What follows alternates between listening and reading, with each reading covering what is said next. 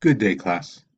So today we are going to be looking at the medical viewpoint of the Civil War. Now, before we begin, remember, this is a recording, so you can stop and pause at any time you'd like.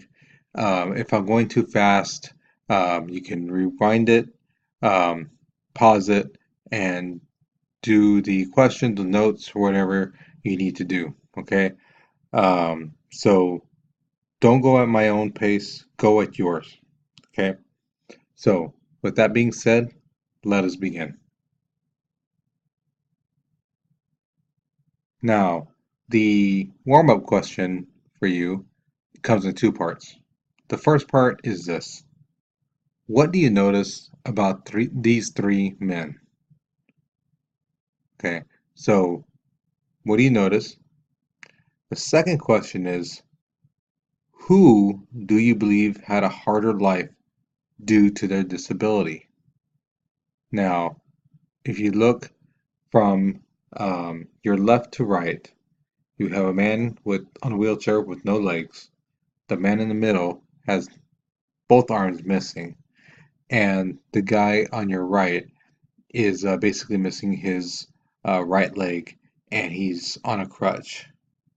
Okay, um, so in your personal opinion, and you have to take into context, these guys lived back in the 1860s.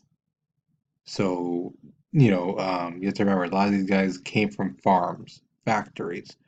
Think about that. Okay.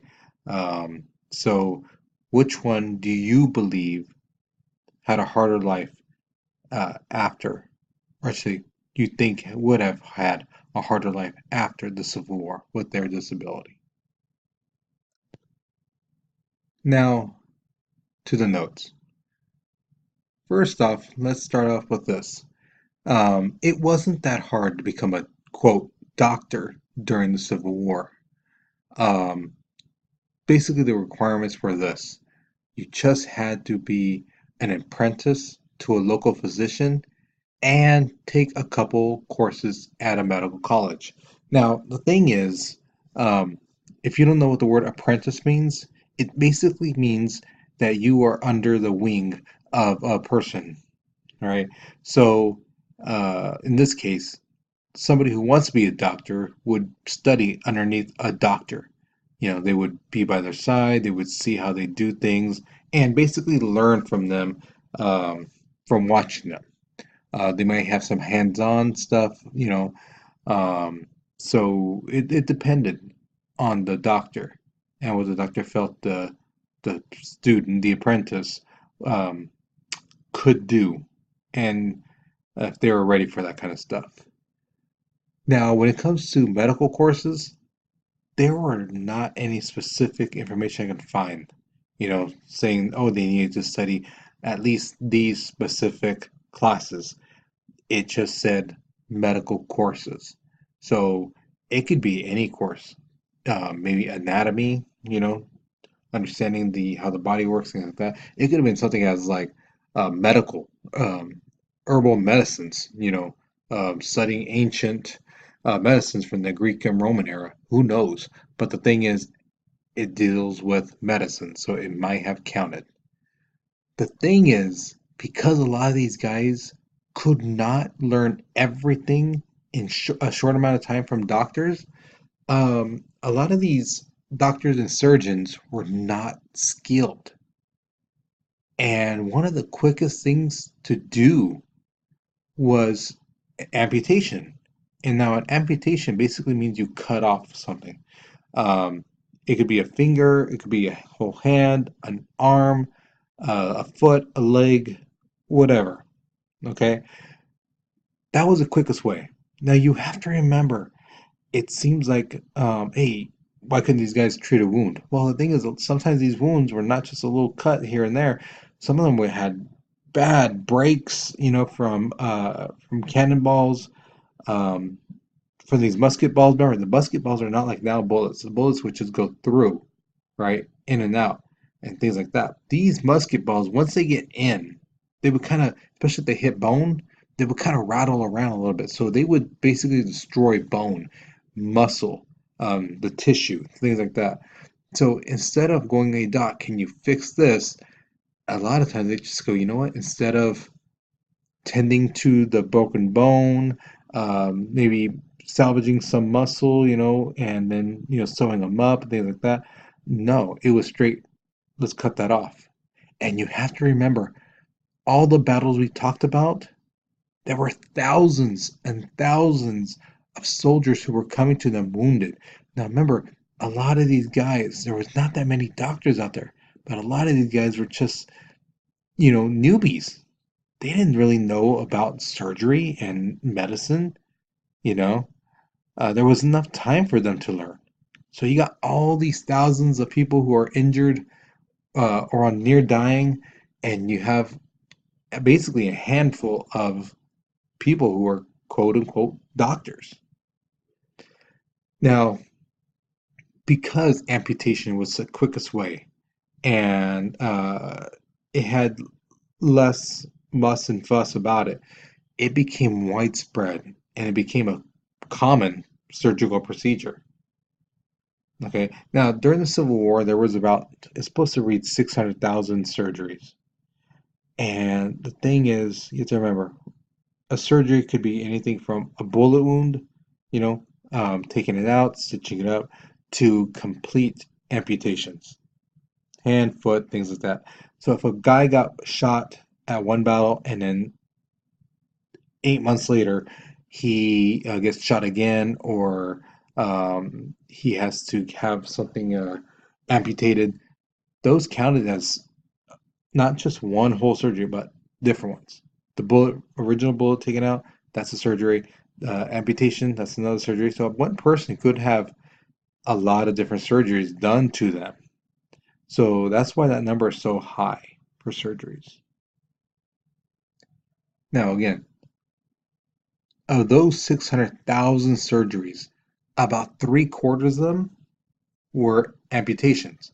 So basically, for every four people coming in, three of them had amputations. Now, the thing is, the saw that you saw in the last slide, and if you need to pause the video and go back to see the picture, by all means go for it. That saw was basically no different than the saws you would use to cut a branch on a tree. The difference is, on a tree saw, the teeth are a lot deeper. And on the medical saw, the bone saw, the teeth were smaller, but they were sharper. But other than that, they were basically the same.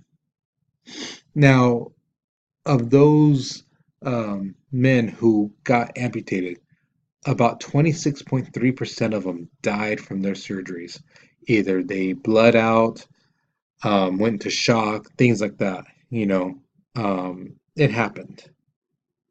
Now, before the war started, there was about 114 real doctors at the Army Institution for medicine. Now, the thing is, of those guys, 90 of them were considered qualified surgeons. They basically helped out the soldiers in the North. 24 of those 114 went to the South. Okay. Now, I'm sure you're thinking, why would they do amputations? Uh, why was it so easy for them to do that, just to chop off someone's leg, arm, things like that? Well, the thing is, if you look to the picture to your right, you will see a step by step on how to cut bone and muscle, things like that. And that's what these guys had. They had a book like this, a step by step on how to basically cut off an arm, a foot, part of the leg. So that's why it made it a lot easier for them just to say, you know what, I I don't know how to save this person's leg, even though it's like bone and muscles ripped up and shredded everywhere. But the book's clear cut how to do an amputation on the leg step by step. So I'm going to do that, and that's what they did.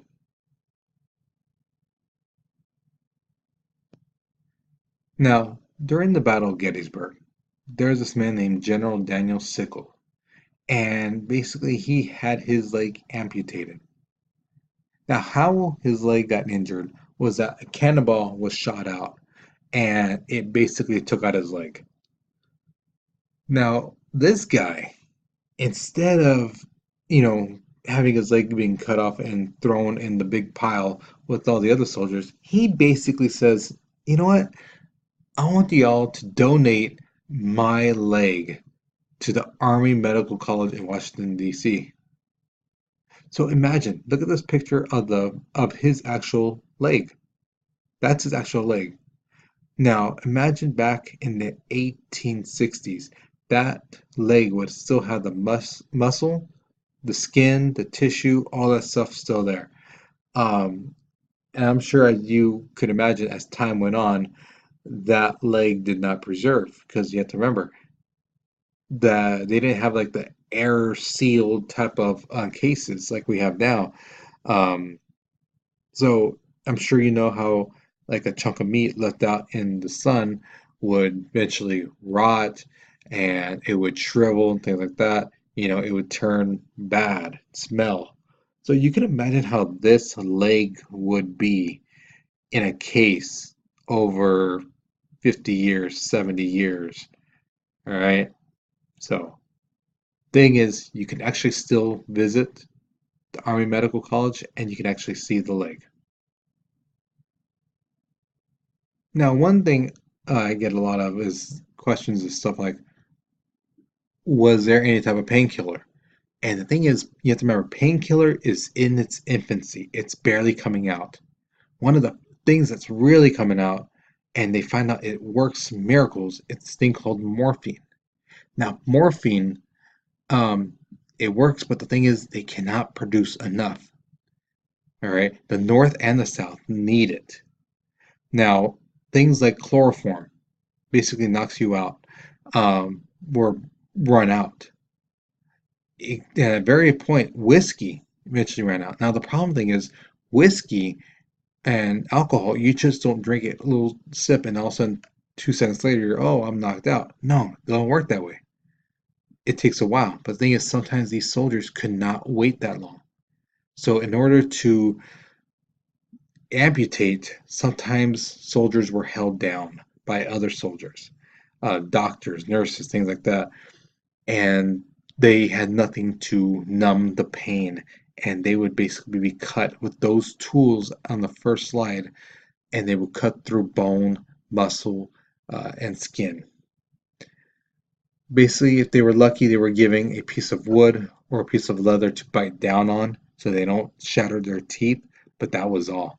So you can just imagine being on top of a table and someone sawing your leg or your arm and a bunch of people on top of you, holding you down so you don't move so that the doctor can do what he needs to do.